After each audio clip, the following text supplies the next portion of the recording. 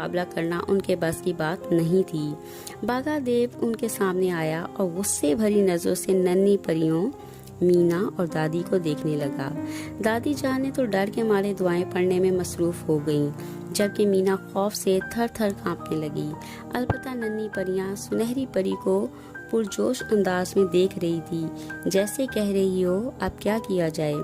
इससे पहले कि बाघा देव के बढ़ते कदम उन सबको कुचल कर रख देते, दादी जान ने हाथ से दिमागी से काम लेते हुए तेजी से जमीन से स्याह माला के बाकी बिखरे हुए मोती उठाकर देव के बढ़ते हुए कदमों के नीचे फेंक दिए, जिससे बाघा देव अचानक फिसलकर चारों शाने चित जमीन पर गिर गया।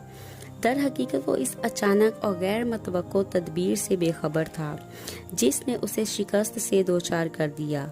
अब उसका एक पांव आबशार की अंदरूनी चट्टान के अंदर फंस गया, जिससे वो मजीद बेबस और लाचार हो गया और इस हालत में और भी ज्यादा गुस्से की हालत में चिंघाड़ने लगा। यही मुनासिब मौका था गुलपरी, चंदापरी, सुनहरी परी, मीना और दादी जान के हमरा तकरीबन दौड़ते हुए खारदार झाड़ियों के करीब पहुंचे, जहां से वो ममनुआ इलाके से बाहर निकल सकते थे।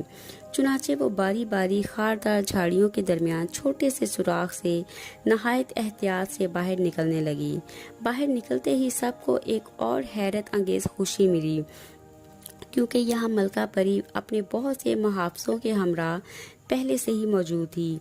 मालूम हुआ बाघा देव की चिंगाड़ों और उसके बढ़ते कदमों की धमक मलका परी के महल तक पहुंची, तो मलका परी के महल के दरो दीवार हिल गए और वो हकीकत मालूम करने के लिए यहाँ तक पहुँच गई।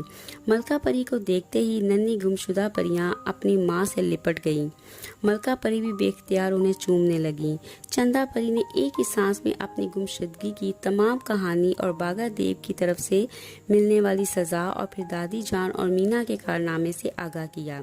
मलका परी ने भी दादी जान और मीना का बहुत बहुत शुक्रिया अदा किया और अपने महल में खसूसी मेहमान की हैसियत से दावत दी। अपनी नन्ही परियों के वापस जिंदा सलामत मिल जाने की खुशी में मलका परी ने बाघा देव को भी माफ़ कर दिया और अपने मुहाफ़िज़ों को हुक्म दिया कि बाघा देव का चट्टानों के दरमियान फंसा हुआ पाँव आज़ाद कर दे, जिससे बाघा देव की गज़बनाकी भी दोस्ती में बदल गई। अब मलका परी के महल में नन्ही परियों की आमद की खुशी में एक शानदार जश्न का एहतमाम किया गया। इस दावत में मीना और दादी को सुनहरी ताज पहनाकर मेहमान खसूसी बना दिया गया। दावत में तरह तरह के लजीज खाने और मशरूबात पेश किए गए, जिनसे मीना और दादी बहुत लुत्फानंदोज हुए। तकरीब के बाद दादी जान ने वापसी की इजाज़त चाही। अगरचे मीना अभी वापस जाना नहीं चाहती थी, मगर वापसी ज़रूरी थी। परिस्तान के दिलचस्प सफ़र, सैर और परियों की मोहब्बत और खलूस ने मीना का दिल वापसी पर बोझल और अफसुर्दा कर दिया था। मलका परी ने उन्हें बहुत से कीमती तोहफे तोहफ़े दिए और सब परियों ने नम आंखों से मीना और दादी को अलविदा कहा। सुनहरी परी के पास मीना की दोस्ती की निशानी घड़ी और दादी जान की तरफ से मिलने वाला तोहफा कीमती सब्ज नगीने की अंगूठी थी। गुल परी, चंदा परी और हिलाल परी ने मीना से वादा किया कि वो अचानक किसी दिन आकर मीना के घर के दरवाजे पर दस्तक देंगी और मीना ने भी परियों का पैगाम इंसानों तक पहुंचाने का वादा किया कि इंसान भी अपनी दुनिया को खूबसूरत, पुरअमन, हसीन और पाकीज़ा बनाएं। उम्मीद करती हूँ कि हमारी ये स्टोरी मेरे सब व्यूअर्स को पसंद आई होगी। मज़ीद कहानियाँ सुनने के लिए हमारे चैनल को सब्सक्राइब करें।